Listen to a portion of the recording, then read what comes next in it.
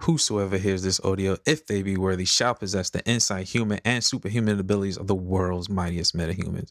Accompany you on this spectacular journey of high quality nerd commentary. We have my guy Colton, aka Pizza Parker. Let the people know. You already know it's your boy Colton, aka Thor. Hey, you already know I got the ham on me, but I ain't talking about millionaire or millionaire. I don't even know how to pronounce that. Somebody gonna have to figure that out. Somebody at me with the actual phonetic spelling / enunciation of that word. And it's your boy Nat Murdoch, aka Rare Devil. Okay. What's your superpower, Rare Devil? My superpower, basically, I could sleep on the train and never miss my stop. Holla at me. Nigga don't even got to see where he going. Nah, man. That's a triple on Andre. You feel me? We're gonna have we also got our producer on deck, aka our engineer. Introduce yourself. Producer. And what's your superpower? Gas.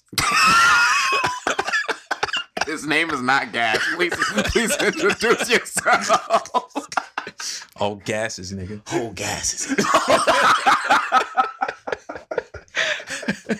Yeah, introduce yourself though. Oh, it's that nigga Jamal. You know what it is. Oh, out here every day.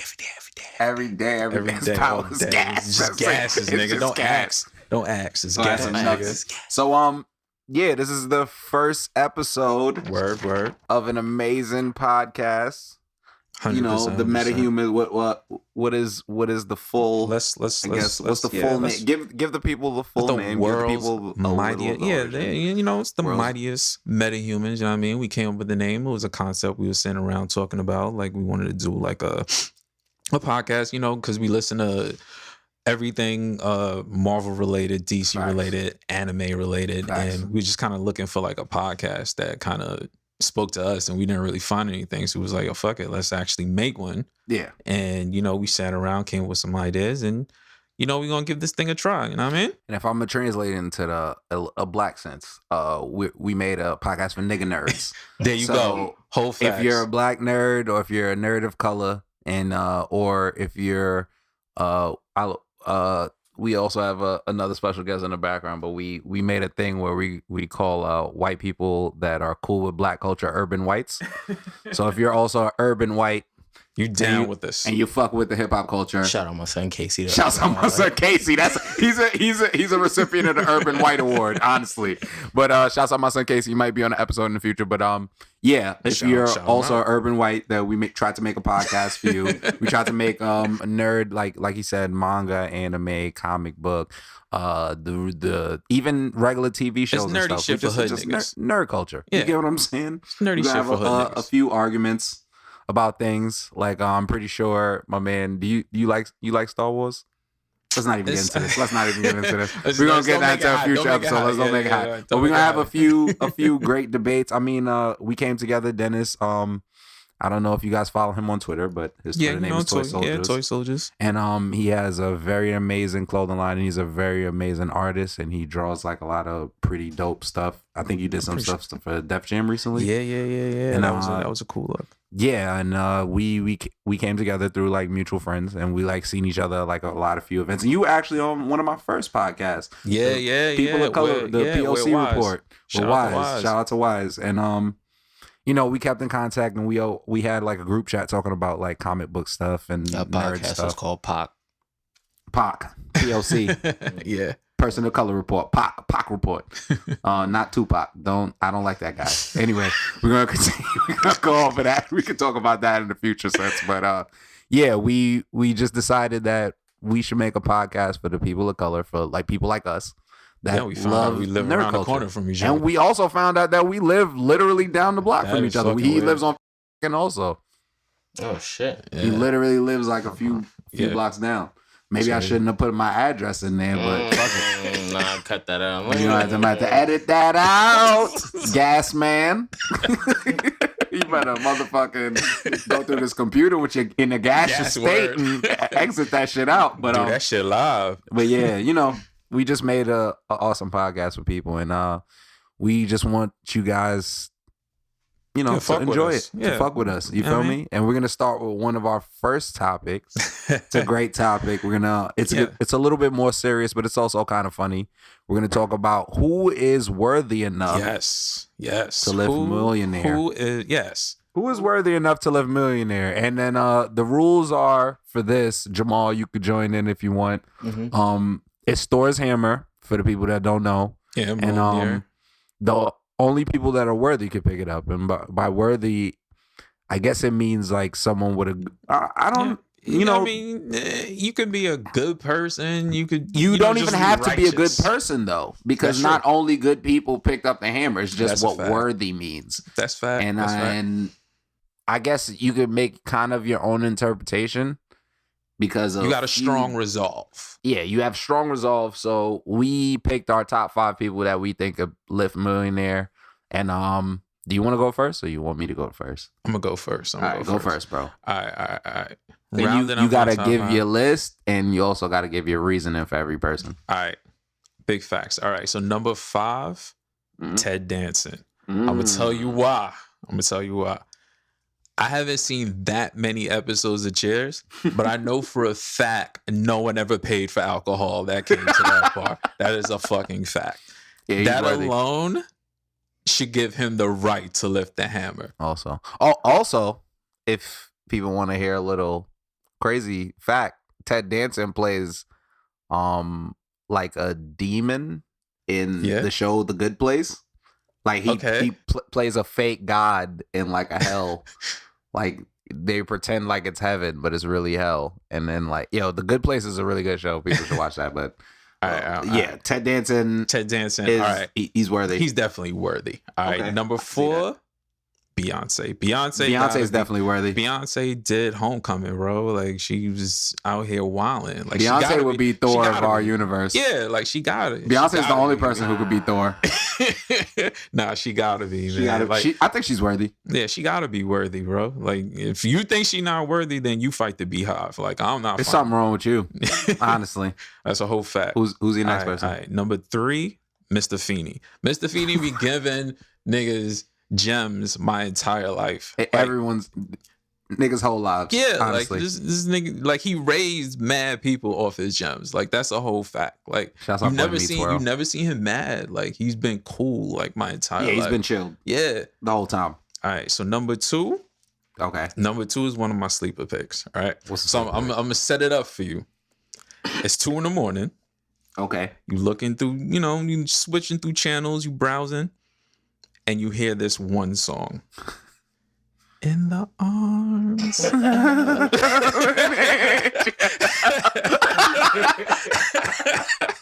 Sarah McLachlan, my nigga. It's the shorty who's trying to save the animals. My nigga. If you're not worthy for saving animals, my nigga, like who's not worthy, bro? Like Sarah McLachlan. Oh shit. I think you just maybe changed somebody on my list. Sarah McLachlan. And number 1. The one out of everybody I could possibly think of to be worthy, this is the most positive person like on the planet. Okay. It's Lil B. The bass fucking guy, bro. Lil B might be worthy. Yeah, he's gotta be worthy, bro. Hammer. He's gotta be worthy, bro. He's worthy to lift Millionaire's hammer. That's a whole fact. He's too bass for that shit, man. Yeah. If the bass guy can't pick up the hanger. That's off. See what I'm saying? That's a very good list. Damn. All right. So Jamal, do you have anybody in mind or? Kanye would be wild. No, okay. So that's a left field answer. Why do you think Kanye would be worthy to lift Millionaire's hammer? Because he believes in himself so much. He's gotta believe in himself. That's a good one. That's a good one. All right. So my list starts off with I'm gonna use the 2 actual superheroes that I got on the list. So 5 is Captain America, and it's obvious, of course, because we live in America, and if he couldn't pick it up, then what the fuck is America, bro? Word. Number 4 for me is Magneto. And like that could be a double Andre because he controls steel, but like I also feel like the way he feels about the mutant community is like super worthy for like what he does. So I feel like he would be able to pick up the hammer. We'd be fucked up in the game if he can carry him. Anti-hero personified. Yeah, anti-hero personified. So I feel like he would be able to pick it up. So now 3, I'm gonna have Stan Lee because he's a true believer. Guy invented it. Yeah, of course he'd be able to pick it up. R.I.P. the real one. The second person on my list, because you brought up Sarah McLachlan, that made me think of somebody real good. But another R.I.P. Steve Irwin, the crocodile hunter. He would definitely be able to pick up Millionaire because that nigga died for the shits, bro. Yeah, he died for the cultures, love, bro. Man. He died for the community, bro. Like he would have definitely been able to pick that shit up. They had a funeral in fucking Atlantis for that nigga. And then my final person, I don't even want to say it. I'm gonna let somebody very important explain who my final person is. You think Harriet Tubman was walking around with a fucking nice shiny fucking dress on with a fucking crown on her head when she was taking slaves to freedom? Queens don't always talk and look nice and polished. Yep. Being a queen has more to do with having balls. Yep. Tell these niggas. To do what you weak fucks won't do. Tell him, son. Tell him. Fucking tell him. Harriet Tubman, nigga. That's the most worthy of anybody on the fucking planet. Imagine. And you know what's crazy? Here's a triple on Andre. She already had the hammer. She was telling niggas, we gonna go to freedom, and if you don't, I'ma buck you, nigga. Fuck is you talking about? Because you gonna snitch on me. Shouts to Harriet Tubman, man. That definitely shouts to the number one worthy person to pick up Millionaire. Honestly, she should be the next door in the next movie. They should have Harriet Tubman as a Tom Displays. They should definitely just do like a slave. They got to like Thor with her lifting the hammer and just a slave Thor. Yeah, oh my god, Thor. White Roots. White Roots starring Chris Hemsworth as Thor. Shouts out White Roots, man. I'm really gonna make that a thing. Probably have Scarlett Johansson. But let's not get canceled off first episode. So let's go to the third topic. We're gonna talk about Comic-Con stigmas now. What's the difference between cosplaying like a Halloween costume? Yo, let's talk about it. There is none. To me, like, okay. I think it's just when people bring it up, cosplay kind of just has like a negative, like I won't say negative, but like it's looked at as nerdy. Like they'll look at you crazy for like cosplay and go to a Halloween party like 2 weeks later. No, yeah, that's a fact. Like that's literally to me the only difference is like one is like more anime and like superhero based, and the other one you could just do whatever. But like when I went to Comic-Con, like they were lit.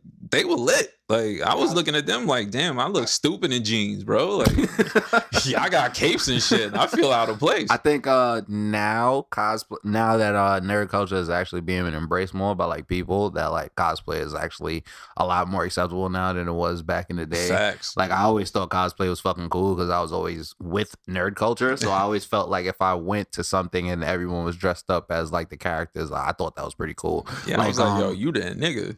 But like we could also talk about the stigma like in the black community, how like we be mad embarrassed of people that like cosplay. Like remember when Black Panther, like when everyone was just like niggas is like, oh, you niggas are embarrassing us dressing up in African clothing to go see. Like that's what cosplay is. Like niggas don't get mad at the niggas who dress up like Jedis to go see the Star Wars movies. And they be having fights and shit in like the parking lot. Like wow, them niggas be having fights in front of the theater while the previews is going on, and niggas just be in there like, oh okay, I guess. Yeah. But like, I just feel like when it comes to things like that, like why do we accept one so readily, but the other one we just like, oh, that's some weird shit. Yeah. I mean, I kind of understand only because with Halloween that's one day or like one weekend. That's true. You get what I'm saying? Whereas like when niggas cosplay and go to different conventions and shit, it's like mad different conventions. Or when people cosplay, like they cosplay a lot.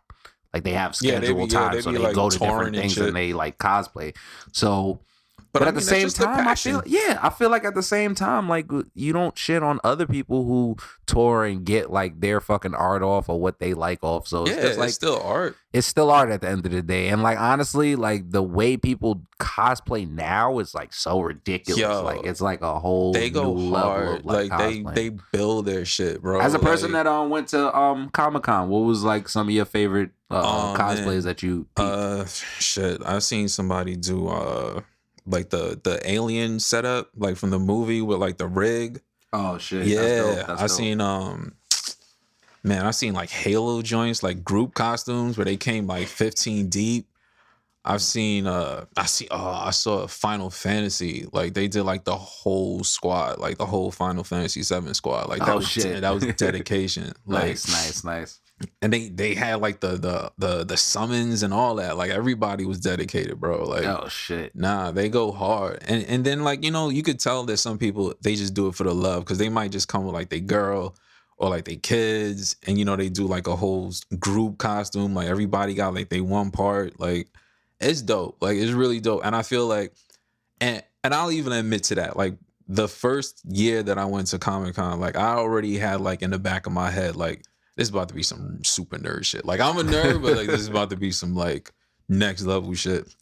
And then you get there and it's like regular hood niggas. Like dudes is just standing there like, yo, my man, yo, like, can I get the Mega Man statue in the back, fam? Like just like, and you looking at like, yo, like if I was somewhere, I think that nigga would shoot me. Like, and this nigga's just like trying to get his Mega Man statue and shit. So it's like, nah, I definitely feel like it's something that you should go. You should definitely go to, like, at least once. Just try it, and I guarantee it would change your perspective. That's a fact. We got to make a trip to go to the next one, and then we got to like vlog it and shit. Word, definitely. We definitely got to go crazy. But what do you think the next level of like, I guess, well, the next level that cosplay could get on? Because I feel like right now, like on social media, like cosplay is getting like a lot of love. Yeah. But I feel like where do you think it can go from there? Man, there's that one kid. I think he's doing something special. Darth Vader or something like that on YouTube. Oh, he does, like the anime joints with like the dancing and shit. Like that shit is funny. Oh, like the hood Naruto and like the hood Avengers. I feel like that cosplay though. Yeah.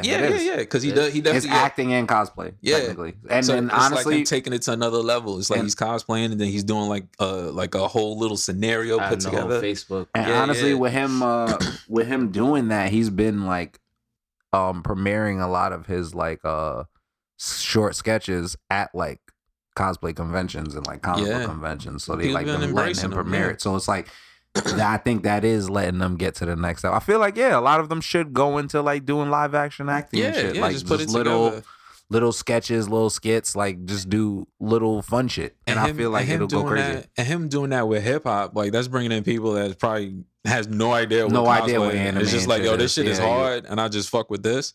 And then he just kind of like just brings them into it. So like I feel like that would probably be like the next level, next thing that kind of carries it over more in the mainstream. I feel that.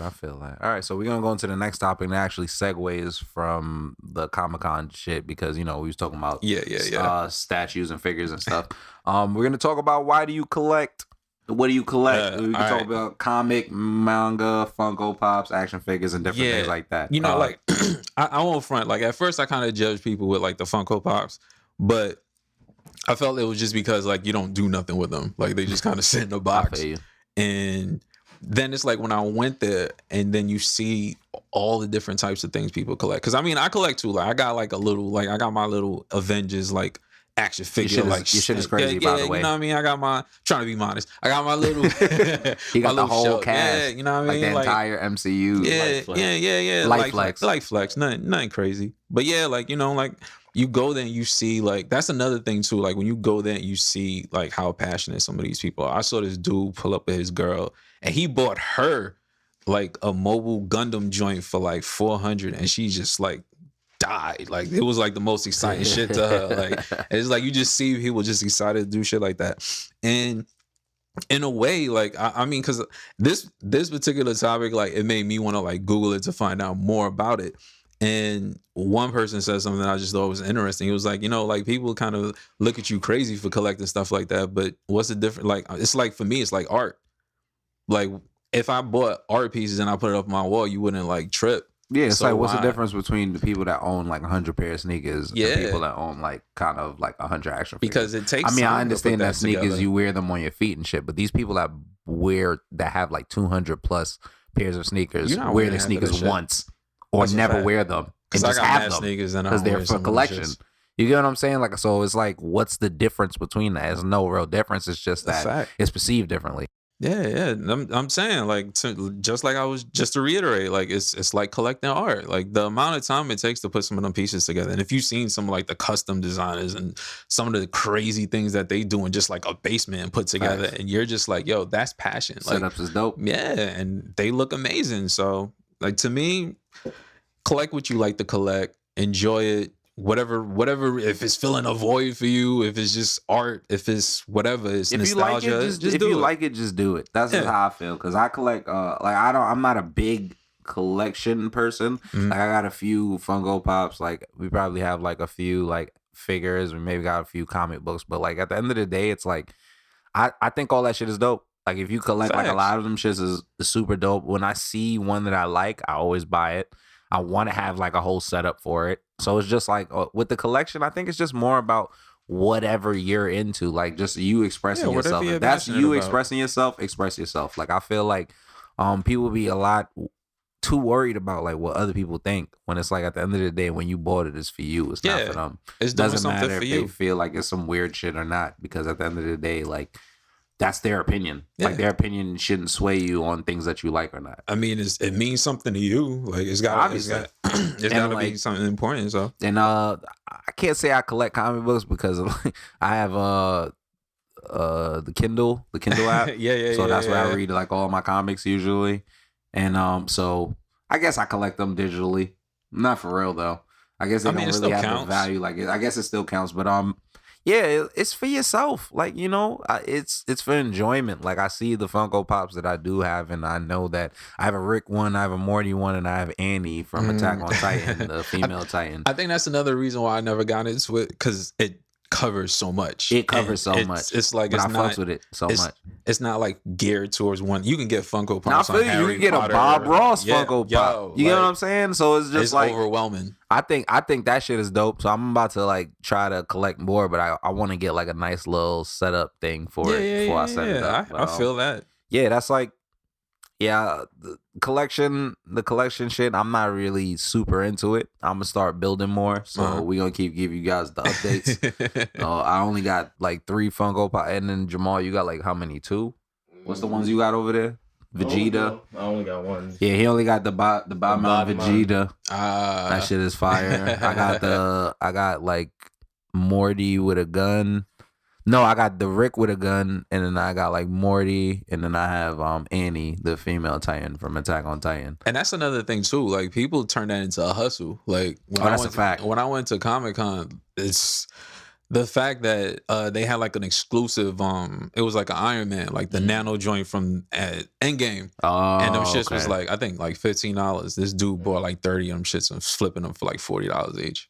You could flip it for more. Yeah. When easy. you leave that shit, you could sell it for like 100. I remember one of my boys, like, shouts out Conley and shouts out my other son Amir. Like, they collect and They collect like a lot of Funko Pops, and they was talking about how they had like a lot of exclusive ones, and you get it for like 15, maybe 20, maybe 30, and they was dipping out and they was selling them shits for like 100. So like, you can't sell it. You could flip them shits to me, because like the collection game is crazy, especially when it comes to like exclusive shit. Yeah.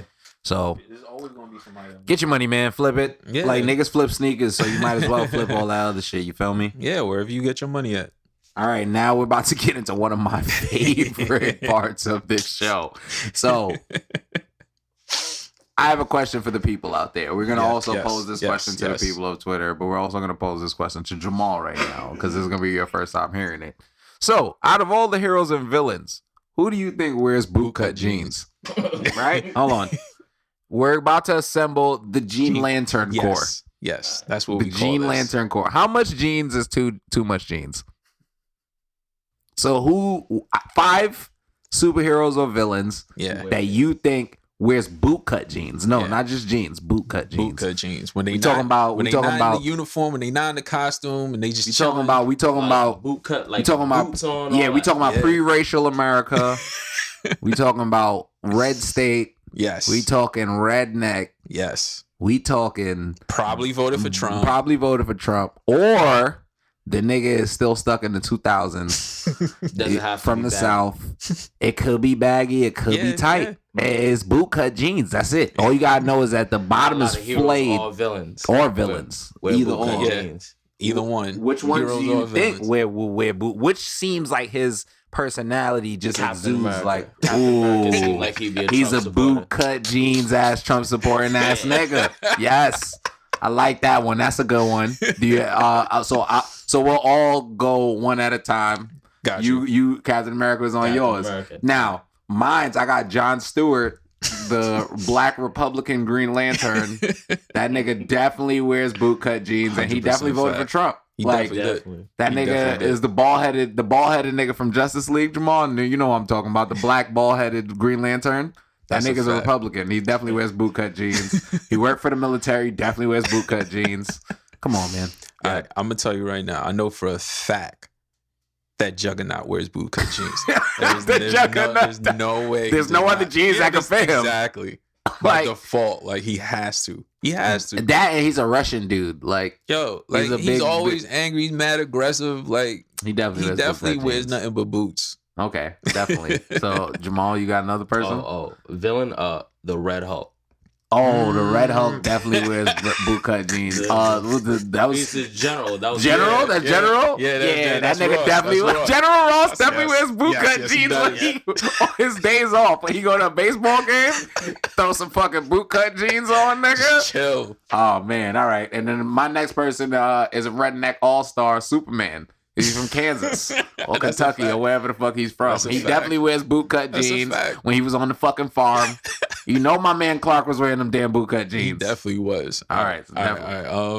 Sabretooth. Sabretooth is hick as it gets, bro. Yeah, like, Sabretooth definitely has bootcut jeans. I can see it. That's a him fact. and Wolverine. I'm gonna throw him and Wolverine. Wolverine is your person? Yeah, all right, so you can throw Wolverine as your person. Wolverine is definitely your person. Or do you Wolverine's your person? Nah, I take Wolverine. All right, Wolverine's your person. All right, so my person, I'm gonna throw in some racial flavor in there. Luke Cage. Luke Cage is definitely a nigga that wears bootcut jeans. I don't care what anybody says. Only because Michael Coulter definitely wears bootcut jeans. Does. He definitely does. That's a whole fact. And Luke Cage wears Timbs. So that's a jean that's cut for Timbs. You get what I'm saying? You're not wearing skinny jeans and Timbs. If you are, you one of them new niggas. And Luke Cage is not one of them new niggas. He's definitely not. Talking about Power Man right now. Come on, man. All right. For a whole fact, I know Colossus wears bootcut jeans. Yeah, Colossus. He's Russian, so off rip, it's nothing but bootcut jeans in that closet. Like that's all he got, and he probably like finessed it with like a G Unit tank top or some shit. Like, yeah, Colossus. Facts. Definitely like, G Unit cut tank top type of person. we have that episode about who will wear G Unit tank tops also in the future. But yeah, Jamal, you got another person? Bootcut jeans, hero or villain? Nick Fury. Ooh, Nick Fury. White Nick Fury or black Nick Fury? Might be the black one. Whoa, Samuel Jackson. Samuel Jackson is a bootcut jeans guy. No, he really is though. That's crazy. That's a very good observation. Very good observation. I think this one is the haymaker, Captain Marvel. Ooh, she seems like she gives me those bootcut jean vibes. Yeah, you get what I'm saying? She be wearing them pantsuits. Like she definitely wear pantsuits. She definitely wears boyfriend jeans. You get what I'm saying? Like bootcut jean vibes. I'm getting that from her. All right, let me see. Omega Red. Omega Red. That's a deep reference. If you're not in the that's an OD deep reference. Yes, Red. Omega Red. That's definitely on my list of people. Like he give me the vibes that I get from Juggernaut. Like I could see it. Nah, that's a fact. Jamal, your last person? The lady who made the Suicide Squad. Amanda Waller. Perfect. That's such a perfect one. That's a good one. Amanda Waller. That's a fucking good one. Oh shit. All right, and I think my final one is a good one too. This is a deep cut. Nuke. Wow. This nigga said America face ass. That's all I'm gonna say. America face ass. No shirt, bootcut jeans, combat boots. He's fucking wildin'. Budweiser. He's Stone Cold Steve Austin shit. Word. He's wildin'. Yeah. Who's the last person? My final person. He could play either one. Mr. Fantastic. He's either wearing boot cuts or he's wearing dad jeans. He got the Mitt Romneys on. Like, he's out here. I see it. He does seem like gray at the side. Slight gray at the side of it. Yeah, the boot cut. Yeah. He definitely got the mittens, mittens life. Definitely fucking with the mittens life. It's a whole fact. Yo, yeah, Amanda Waller was a really good one. That shit was funny as fuck. All right, so that was our Jeans Lantern Corps. The Jeans Lantern Corps. Soon we're probably gonna compile an entire list of the Jeans Lantern Corps. We're gonna make a Jeans Lantern Corps ring. Made out of denim, obviously. We're gonna have a phrase and all that. And we also need you guys to let us know who's in your Jean Lanterns Corps. Who's your top 5 heroes or villains that you think wear bootcut jeans. And we're going to move on to our next list. I like this one. Which is actually the greatest list of all time because it's like, and we're going to each do like all 5 at a time. All right, you want to go first? I'm going to go first. But we're going to do terrible fictional dads. Yes. The worst dads of all time. We're going to talk about the worst dads in anime, manga, fictional, any type of setting. Fiction dad. It's just, we talking about fictional dads right now. So number 5 on my list is whoever the Joker's dad is. Like, I don't know who the Joker's father is. Obviously, he wasn't there in his life. And you created that, nigga. That is all. That is all you, bro. You gotta hold. And I know you just living your life, or maybe dead. Who knows? You know that's what you did. So, and my 4th person is gonna be Thomas Logan. Now, Thomas Logan is Wolverine's father, and I also made like a list of all the reasons of why he's bad. It's like a little list. It's like one word or a few words. First thing, alcoholic. Second thing, adulterer. He had sex with who Wolverine thought whose real father's mother was. So basically, Wolverine's stepfather. Wolverine thought his stepfather was his real dad, but it was really the nigga who was taking care of his crib, who was an angry alcoholic. Then he killed Wolverine's stepdad that Wolverine thought was his real dad.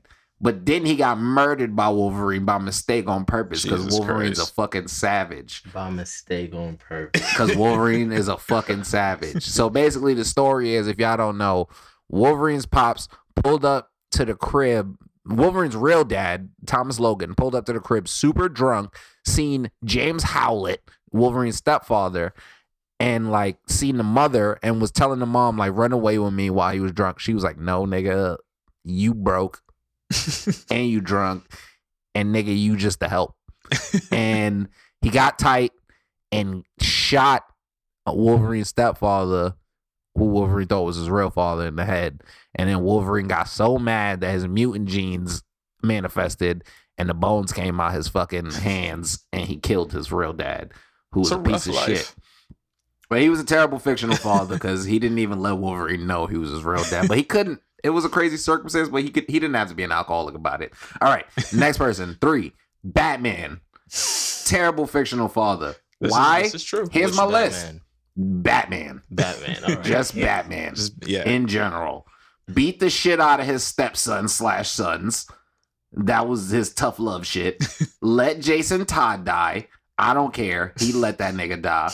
Let his real son become a murderous emo weirdo.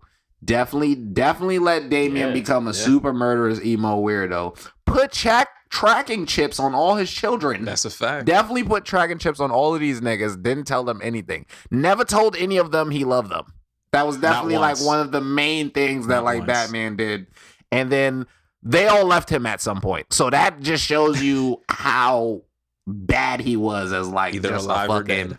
A nigga who's supposed to be your father figure. Like they always was like, I respect that nigga, but he was a piece of shit. Like you ever met those kids that was just like, yeah, my dad beat me and I came out good, but fuck that nigga. Like that's basically how all the Robins were towards Batman. So terrible father. If we flip on the flip side to Thomas Wayne, still a terrible father. That's true. Still a bad dad. Yeah. Every iteration of Batman is a bad father. I'm gonna just be honest. Number 2 could have been number 1, but I watched too much anime.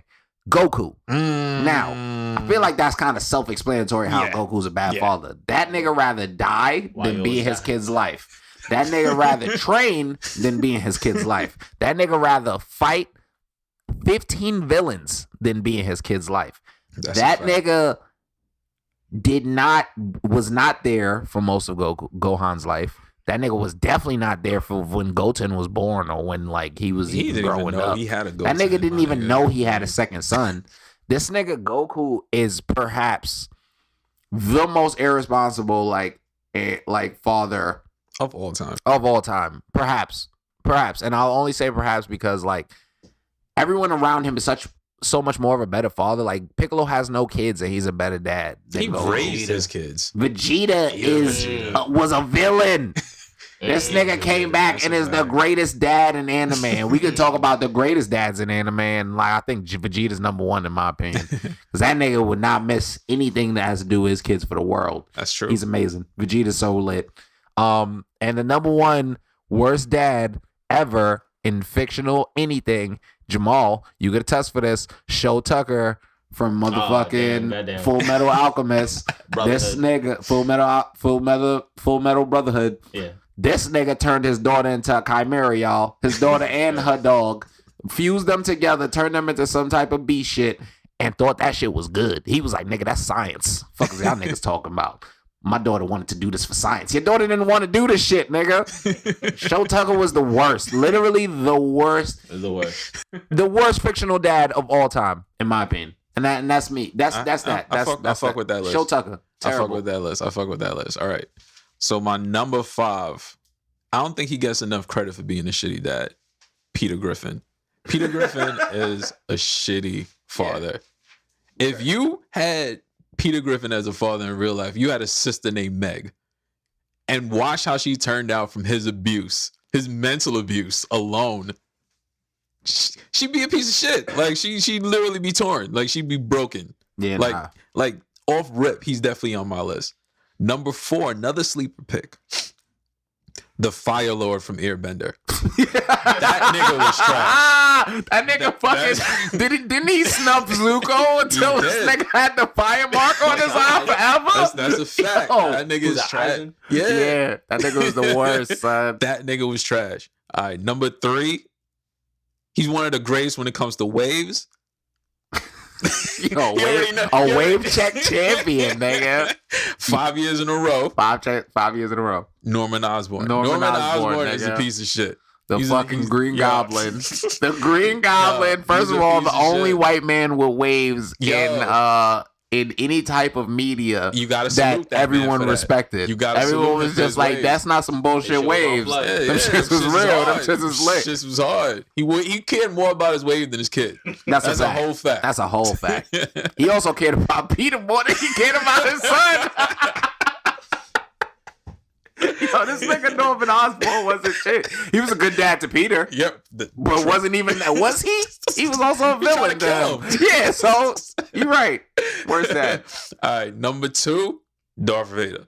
Darth Vader basically revealed himself to be his pops and then chopped the nigga hand off. The nigga hand off. I am your father, nigga. Wow, get that shit out of here. That nigga's trash, bro. Like, that nigga's pure trash. And also, let's not hide the fact that Darth Vader was just in front of this nigga as his father. Knowing he was his father, not telling him nothing, because he was just like... He told him in some life or death shit. It's like, all right, shit, fine, I'm going to tell you. Yeah, like, that's a bad one.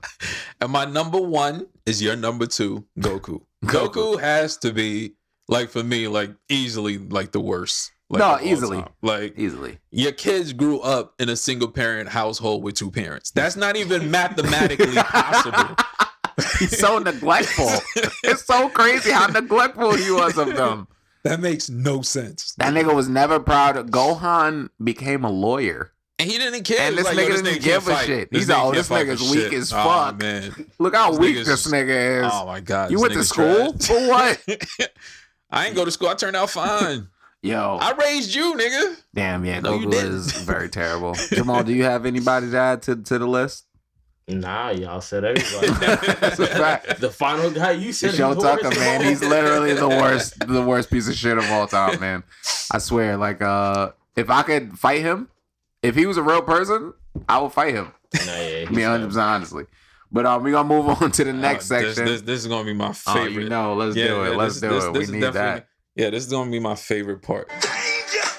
So now we got this thing called Into the Danger Room. We in the danger room right now. So I don't know if y'all know what the danger room is, but let's give a little background. All right, so you know in X-Men, Professor X would send his kids into the that gym basically. Wait. Like Before we go into the Professor X thing, didn't you have Professor X kind of on your terrible dad list? So he had Professor X on his terrible dad list. I had a terrible dad. Thank you. Yeah, look. I agree. You know what? Or what did he do? He just chilled on Cerebro while his kids was getting fucked up. He sent his kids out there to go fight, and he just basically watched you by reading your mind. Like, ooh, that shit look like it hurt. Oh, that's crazy, my nigga. Damn. Oh wow. It might grow back. I don't know. Like, Also, is the X Mansion the number one most blown up building in all of comic books? of all time. Like, I feel like they've destroyed that building. Where does the money come from? Every day. Where does the money come from? don't Where's know. he funneling this shit, bro? Who's the richest X-Men? This is why I know for a fact he's got to be a shitty dad. Like, there's no way you're getting money legally with that many kids. You think he took some type of loan out? Yeah, he definitely was he was into some loan sharks, bro. Like, he was doing some shit. I'm telling you. Like, Man, he had to be. Yeah, But Danger Room, Professor X would send his children into this room. Yeah, it's a simulation room. Yeah, it's a simulation room. He basically take them. It's kind of like a gym, and he trained them basically. So for our little segment, basically what we're going to do is we're going to take two different powers. It could be two powers. It could be two anything, and you're going to have to choose which one you think is the better one. But with Danger Room scenarios on this podcast, it's two very ridiculous superpowers. So there's always a super downside to whatever power that you have. So I'm gonna give I'm gonna give you the first. He's gonna say the first one, and then we're gonna debate it, and we're gonna decide which one is the better power and which one's the worst one. All right. So would you rather have the ability to fly or white privilege? That's crazy, right? Because you would think that the ability to fly is such a no-brainer. Think about it. But white privilege is some crazy. next shit, boy. That's crazy. That shit is almost a superpower for real. No, it is a superpower for real in this world. I wish y'all could see how stumped they are right now. Like, I'm really like, because I'm really thinking about, like, in a real world scenario, you know how to fly, right? But there's like planes and shit. You could always take a plane. That white privilege is. That white privilege is the shit. That's where to go. I'm taking that white privilege, nigga. What fuck is you talking about? I want to yell at cops, nigga. What fuck is you talking about? Why are you stopping me? I have to go to work. I want your badge number. I want your badge number. No, I'm not giving you my license or registration. Do you know who I am? Yeah, white privilege is fucking lit, boy. That shit is crazy that I'm even saying that out loud, but niggas know. And white people know. That's why they be chilling. All right, so let's move on to the next one. That was kind of an easy one. All right. So the next one, would you rather have the ability to see into the future, but if you do, you lose a memory from the past? Or would you want to run as fast as the train, but your powers are only as reliable as the MTA? So basically, if there's delays, nigga, you ain't going nowhere, son. You're done. You're not running You're fast. done. But if you can see into the future, according to how far into the future, you'll lose mad key memories. Yeah. So you probably wouldn't even be yourself no more. That's some crazy shit. That's some fucked up shit. So which one? Which I think I'll take that. As fucked up as the MTA shit is, I think I'll take that MTA shit. Yeah, we got swipes. Niggas, we got swipes. Nigga, fuck is you talking about?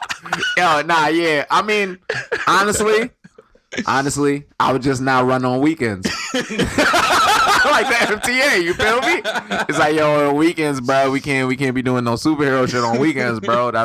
I tap out on the weekends, bro. It's mad delays. We take the shuttle on weekends. We take the shuttle on weekends. Fuck is you talking about? All right, that's a good one. But yeah. All right. Next one. Would you rather be high and get pulled over by the cops in a red state, or binge watch 22 episodes of the second and third season of Inhumans. Facts.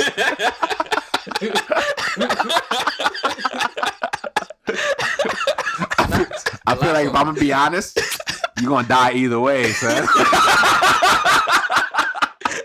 Like, either way, you're gonna either die of boredom or die of racism. You got like, which one? I think I'm gonna just take the boredom, man. I don't want to get my ass beat, bro. Getting your ass beat is not fun, especially in a red state, because that sounds crazy. I'm gonna just take the Inhuman. Fuck the Inhuman. Yo, you know what's crazy about the Inhuman show? It was so bad that like we're comparing it to racism. Yeah, that's that.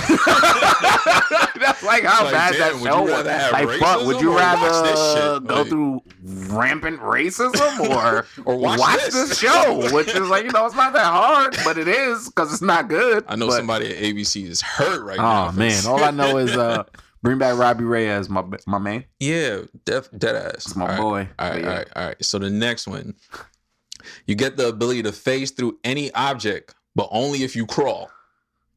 Or you're invulnerable to all damage, but only while rolling.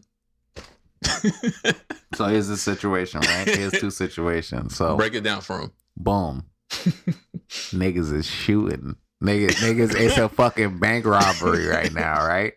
They tell y'all all to get on the ground. But you at an advantage. Because you can crawl through solid objects. So as long as those niggas don't see you, you can crawl right out the building, right? Or niggas is robbing the bank. You pull up like, hey, y'all some bitch ass niggas.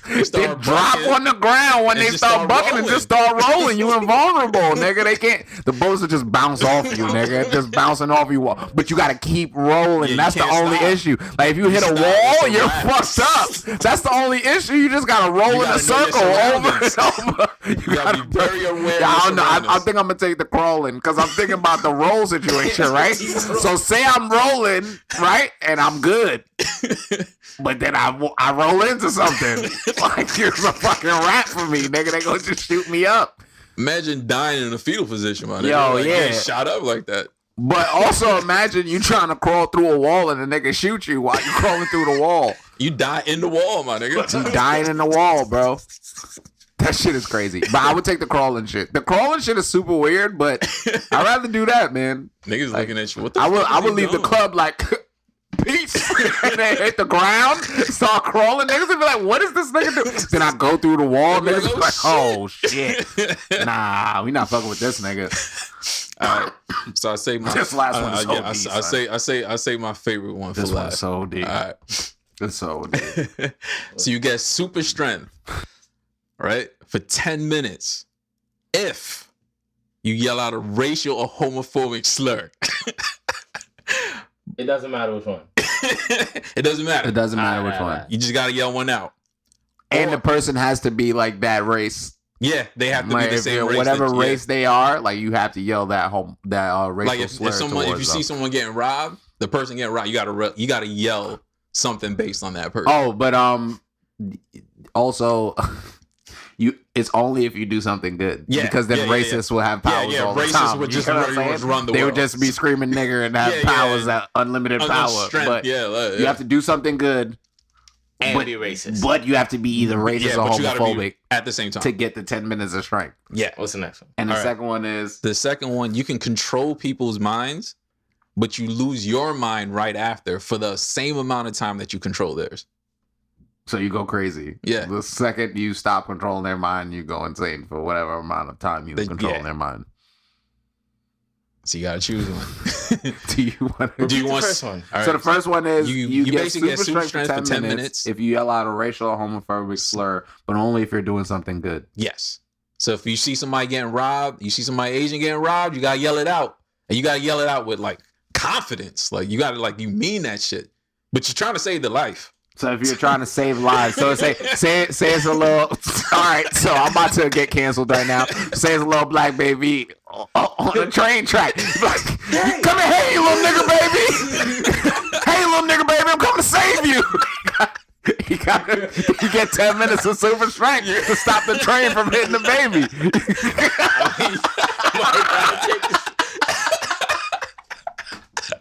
It's crazy.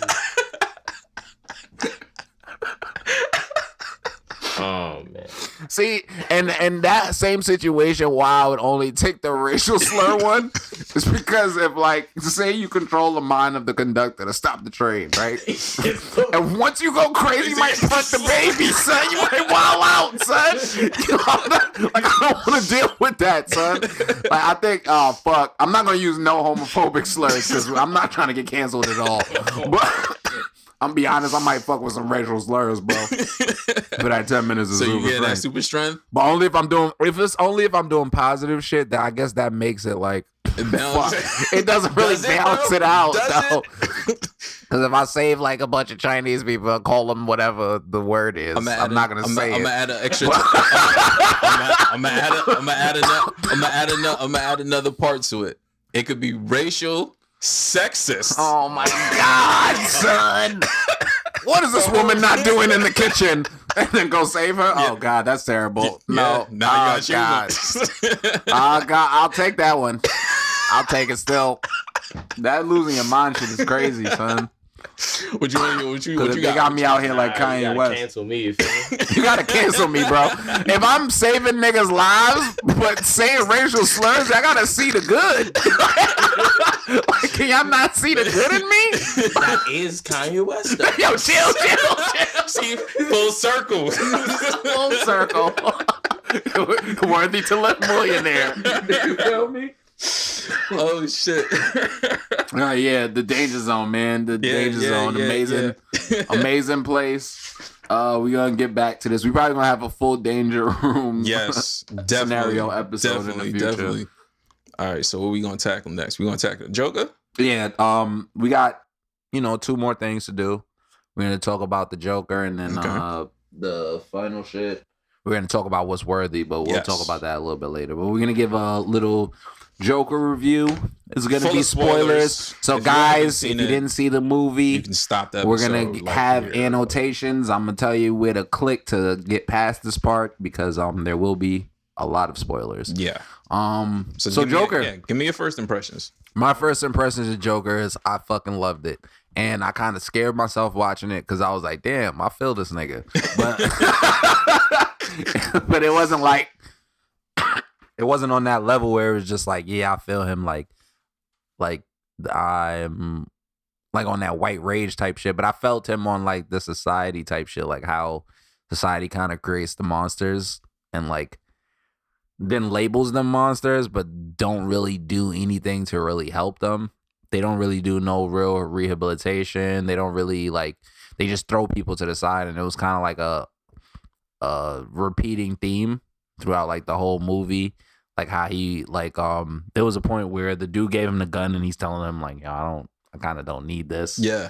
But he's like, yo, nigga, just take it anyway. Like they're fucking wilding on you. Like the streets, they're animals out there.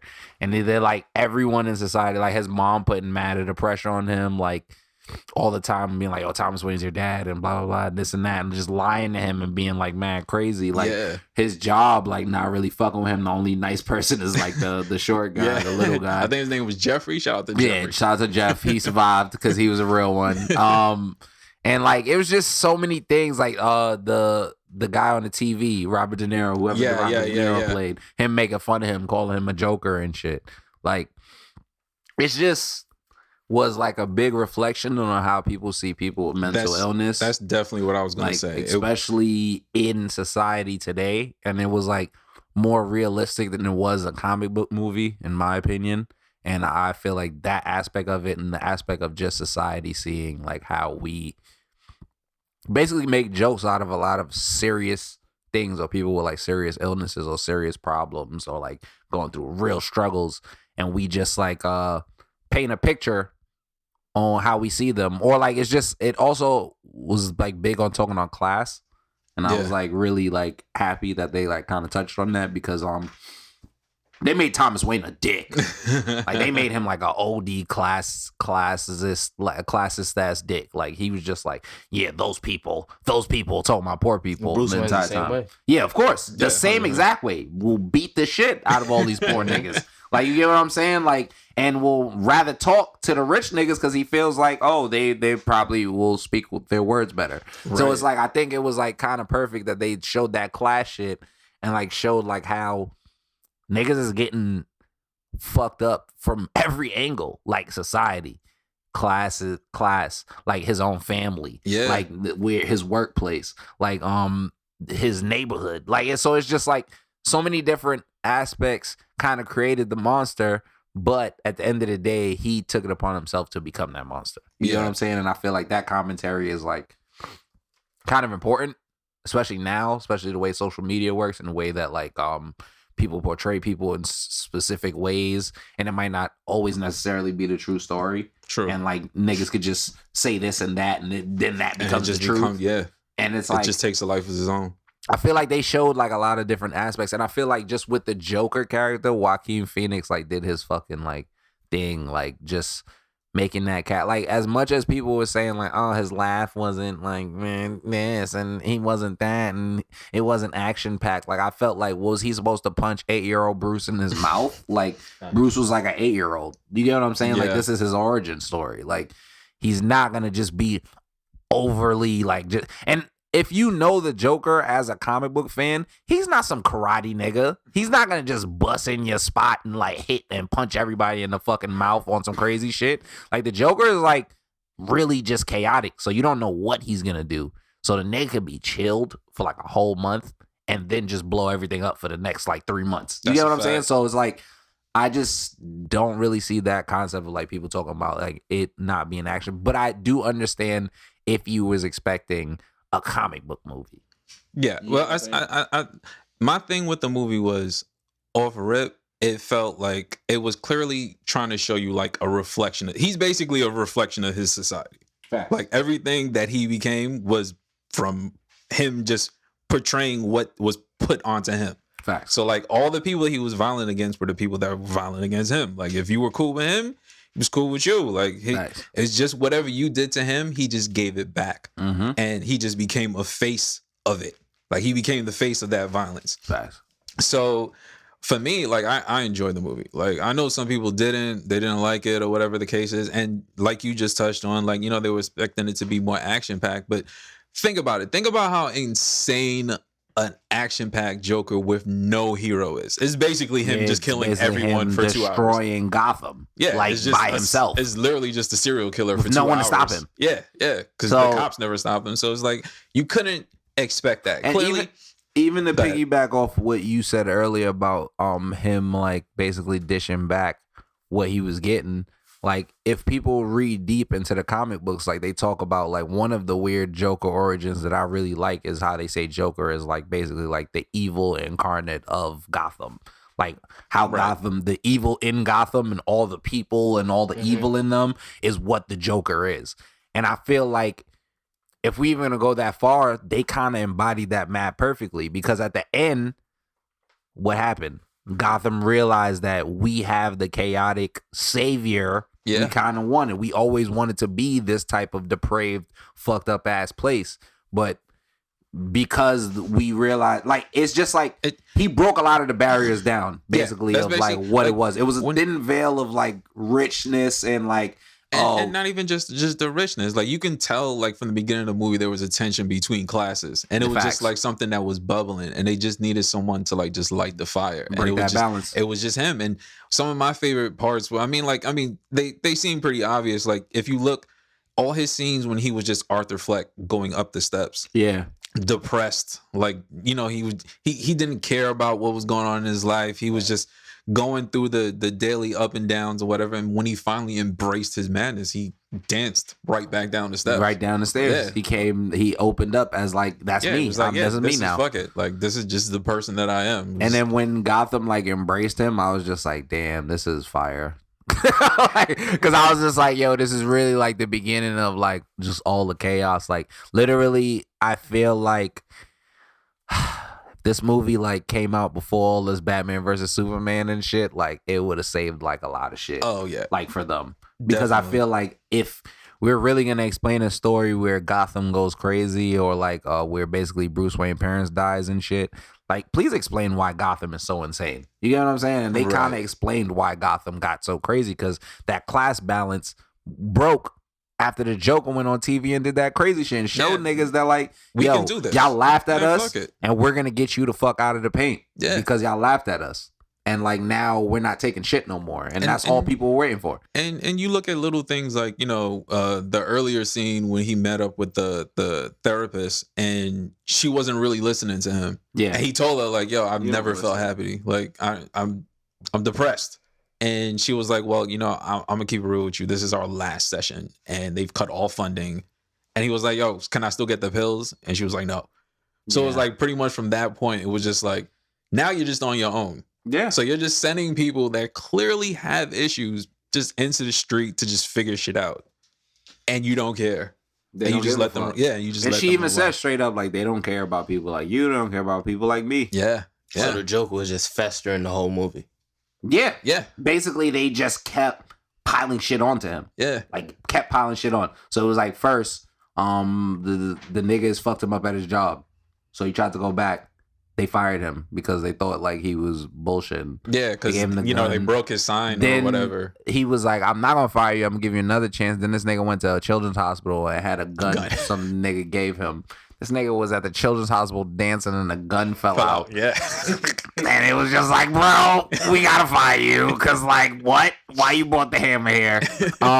He's like, it's a prop. Whatever, they fire him. And I like before you even continue, there was definitely I definitely saw articles about people making it seem like the movie was trying to excuse like a lot of like the mass shootings and stuff like that. No. And I didn't see that. Yeah, I definitely saw, and I was just like, yo, bro, like clearly people can understand like everybody goes through shit, and not everybody's gonna react the way the Joker react, but it's not, the movie wasn't trying to excuse that type of stuff. It was basically just showing you how he reacted, how it turned him into what he was. Like it was an origin story on the Joker, not origin Columbine story shooting. All the shooters ever. It was specifically one of the craziest serial killers of all time, how he got started. So yeah, it's just like, I don't know. I feel like people don't like being shown kind of how they act or how they are, and I feel like this was a real like kind of social commentary about society and just how people are just in society in general. Basically, it was basically like I said earlier, it was like the Joker was a mirror. Basically, Facts. It was basically a mirror. It was like him showing society what society is like, and it was also like a case study on who the Joker was. Facts. And I think that's perfect because Joker is always a mirror to Batman. Yeah. And he's always like that person that was like, nigga, you can't always be good. Like there's going to be some point where you like snap. And like, what good has Batman honestly done though? Nothing. He's actually created all of his problems. Yeah. 100%. Like he's the reason why all of the villains and shit are like in Gotham. Like the good that he's done is so minute that at this point he can't stop. You get what I'm saying? Like it's like he started so many issues that he has to keep going to kind of keep them at bay. But the more he exists, the more problems are going to keep happening. Exactly. And there's a great scene, I was just watching it earlier, from Dark Knight when he was in the interrogation room with Joker. And he told him, like, you're not like them. Like, we're the same. Like, we're just two sides of the same coin, basically. That's like, a fact. I create chaos because I love it, and you try to stop me because deep down you love doing that shit too. Batman is control chaos, and like I feel like a lot of people don't realize that because just in a real life sense, if there was a vigilante that was rich enough and had the technology like Batman, and he was just going around basically beating the shit out of underprivileged like criminals, like Batman attacks. He don't attack white collar crimes like that. So it's just like niggas wouldn't really fuck with Batman in like a real life sense. And Batman would actually cause a lot more rifts than he would. Hey, look, Batman is Santa Claus. He never came in the hood. That's all. No, and when he went to the hood, he beat the shit out of the niggas. Exactly. Man. So, and if he did go to the hood, he took one of the kids and made them rob and turned them into a psychopath. And turned them into another psychopath like him, another sociopathic weirdo. I fucking love Batman. Like, but his powers is womanizing and like white privilege.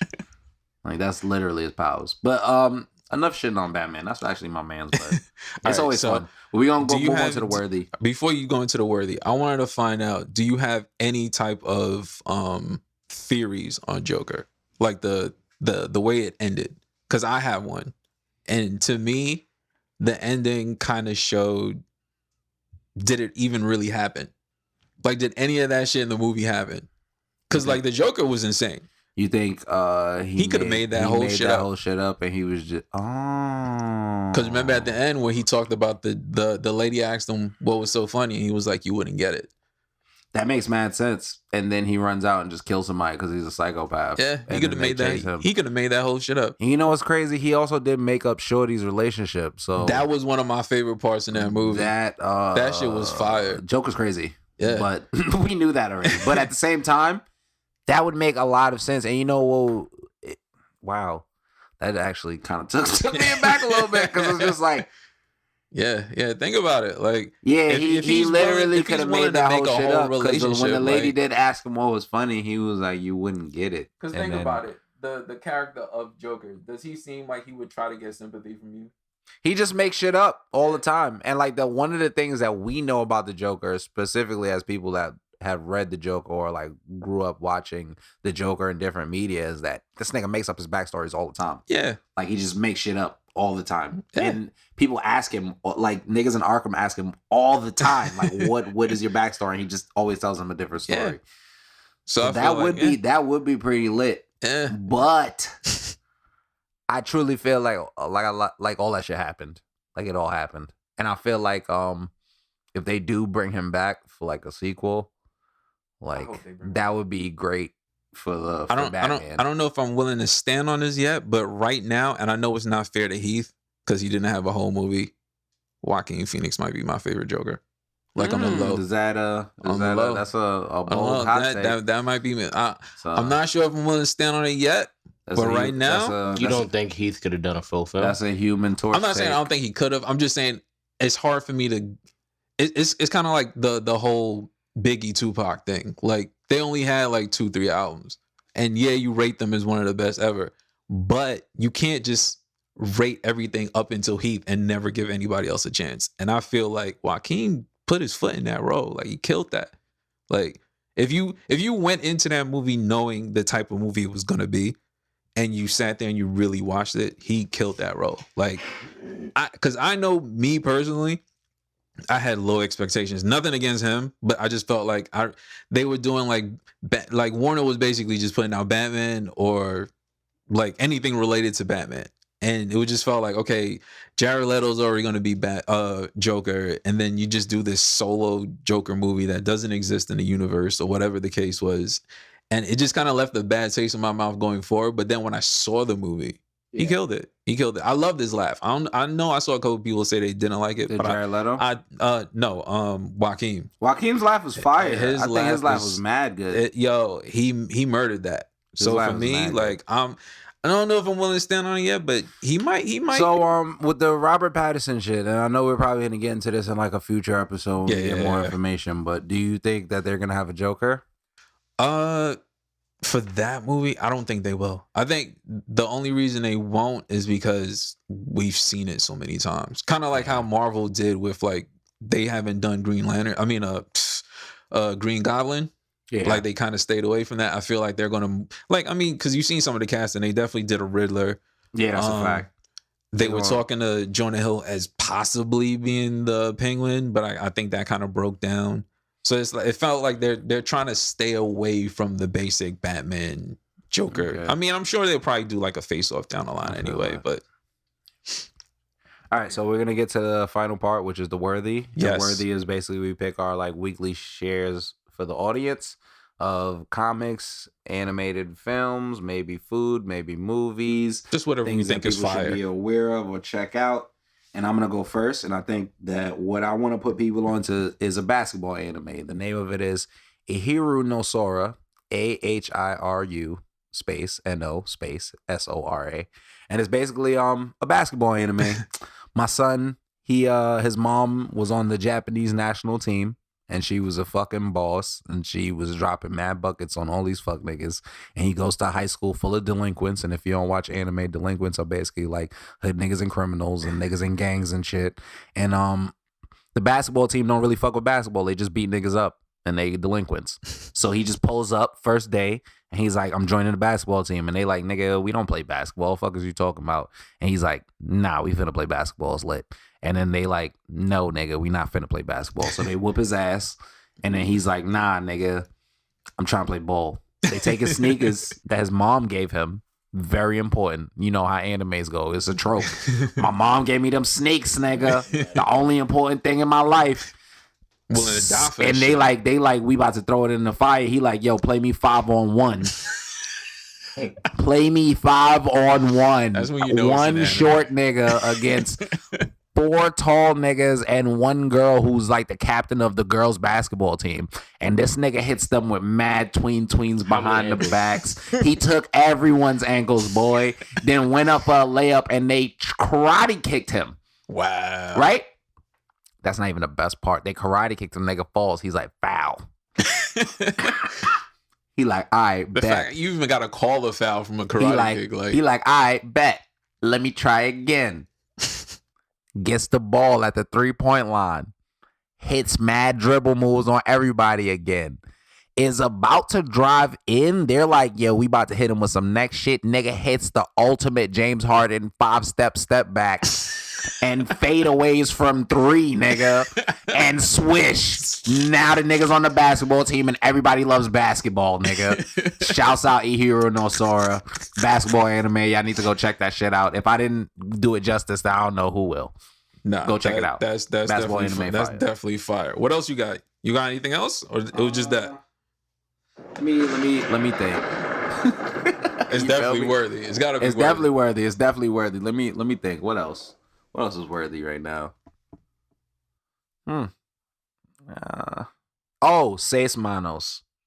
There's a Netflix. There's a Netflix cartoon series that is giving me half Jackie Chan adventure vibes, / Avatar, The Last Airbender vibes, half. I don't know if y'all remember the Blade animated, not Blade, the Spawn animated series back in the day. It's giving me like those 3 vibes because it's like an adult karate. Okay, so this is hard to explain, but they're Mexican Taoists. They're orphans that are Mexican Taoists. I'm These with niggas you. Following do karate. I think I seen They it. do wild karate. There's like this like demonic spiritual being, and there's a nigga named El Balde, aka the Widowmaker, and like it's with name. spirits, and there's so much fire shit going on. And then R.I.P. Domingo. It's just so much shit going on. That's a spoiler, but whatever, man. Fuck it. But watch Seis Manos. Is a great show. It's a great animated adult cartoon. Like, so it's Seis Manos on Netflix. It's so lit. And basically, it's so lit. It's Orphan Killer. El Bade is the Orphan Killer. That's his name. Gotcha. He's a crazy nigga. He's not the Widow Killer. My bad. That's the wrong shit. Wrong nigga. But yeah, El Bade. It's and Danny Trejo plays El Bade because you know my son Uncle Machete. Yes. Yes. But yeah, Seis Manos. It's like it's so fire, and it just randomly has a random black guy who's like a cop that's just in it. Okay. He just says the most blackest, like the most stereotypical coon shit that you've ever heard ever. This nigga, his first lines was like, what the fuck kind of crack ass, fucking ass, shit ass, crack ass town is this? And I was like, whoa, who wrote for this guy? Wasn't a black person. Definitely was not a black person. But yeah, Seis Manos, worthy.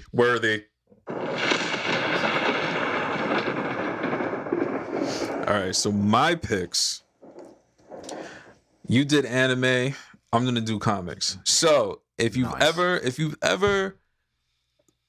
been a fan of the X-Men, or you might be a new fan, you're trying to get into the X-Men, you definitely need to check out House of X and Powers of X.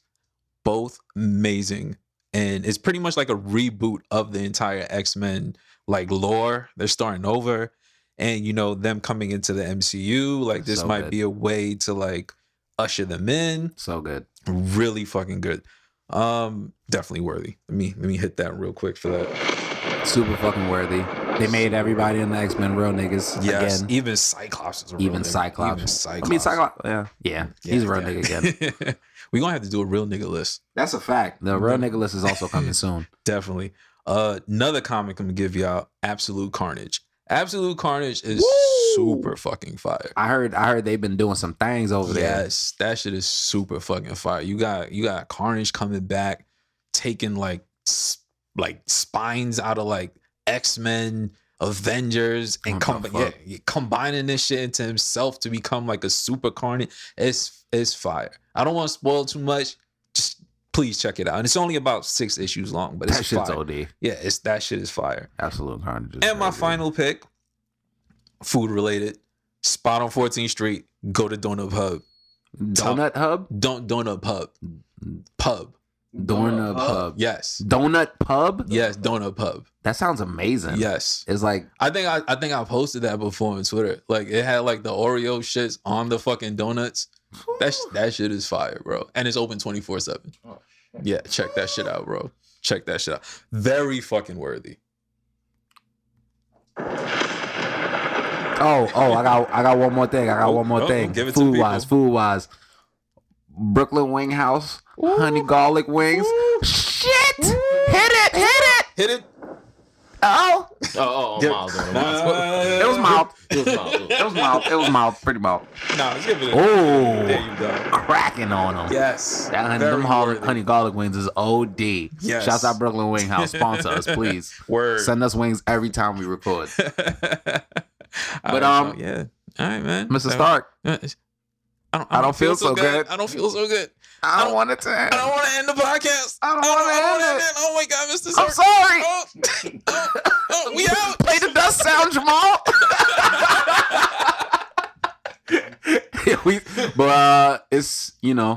It's your boys, the Metahumans, signing out.